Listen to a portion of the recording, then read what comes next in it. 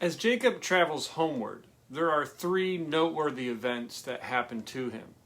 First, he was met by an encampment of God's angels. Now, this was in keeping with God's promise of favor and blessing, and it must have been a source of encouragement to Jacob. Second, this divine sign wasn't enough to keep him from running the gauntlet of human emotions. As he prepared to meet his brother, verse 7 tells us that he was greatly afraid of Esau and the threats that Esau had made some 20 years before. So Jacob adopts a humble, repentive posture towards his brother by sending out his servants with a peace offering ahead of him. And then he splits the remaining entourage into two groups. But the best thing that he does is actually pray and confess the reality of what God had done for him and the promises that God had made to him. Faith is living in light of God's word, and for once, Jacob did that. Notice also the gospel link here. For we, like Jacob, have sinned, not just against our brother, but also against the holy God. This rebellion leads to all sorts of emotions, shame, guilt, and fear, etc. And no amount of appeasement on our part can atone for it.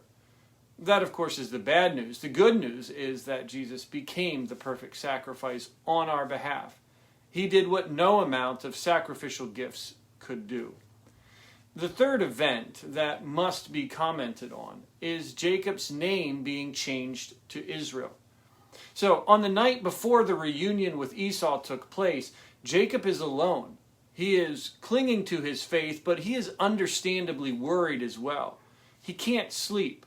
Suddenly, out of the darkness, a strange man appears and wrestles with him, like physically fights with him until the dawn. As the sun's rays begin to streak across the sky, the man touches Jacob's hip and separates the bone from the socket. Limping and in pain, Jacob refuses to let go of the man. Realizing the true power of this man, Jacob demands a blessing. Now, the man asks Jacob's name, and upon hearing it, he renames Jacob as Israel, which means one who has struggled or one who has contended with God and man and prevailed. After blessing him, the man departs. Now, to be clear, I believe that the man that Jacob wrestled with was, in fact, the pre-incarnate Christ. This was a life-changing event for Jacob. For the first time, he could not lie, cheat, or work his way out of this jam. And for the first time, he grasped onto something that was worth clinging to, regardless of the cost. All of this Jacob left this confrontation a different person entirely.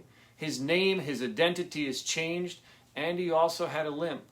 Both of those things would really follow him for the rest of his life. The new name, of course, reminded him that his past had been redeemed, while the limp made him more vulnerable and thus more dependent upon God going forward. Additionally, remember that it was Jesus who had pursued Jacob. It's God who instigates this confrontation and willingly blesses Jacob. Now, there's lots of truths here that we could dwell on and really should dwell on and apply to our lives. And so as you wrestle with them, know that the struggle for faith is a blessing in and of itself. And I believe it will make us stronger as we, like Jacob, cling to Jesus.